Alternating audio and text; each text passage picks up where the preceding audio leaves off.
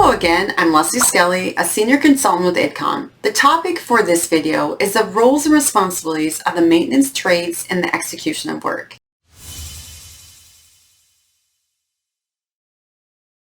The purpose of effective work execution is to ensure safety and housekeeping are maintained, operations is satisfied with the work completed, proper transfer of equipment back to operations, and all necessary tasks are accomplished. First and foremost, tradespeople need to follow all safety plant rules, policies, and regulations. Follow the provided job steps on the work order that they were provided by the planner, and close behind, there's a responsibility to execute the work as described in the work plan. A common complaint of planners and engineers is that once the work package gets out of their hands, there's no knowing what will actually be done. It is the supervisor's responsibility to ensure that the maintenance trades are instructed to follow the assigned job plan, and the maintenance trades' responsibility to work as instructed.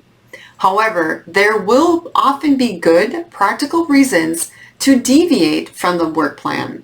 This should not be done without consulting or at least advising the planner or engineer who prepared the work package details. The maintenance trades or supervisor who wants to change the plan may not know the reason it was planned that way. And on the other hand, changes that improve work efficiency or quality should be made. And the planner or engineer should learn from this and revise the plan.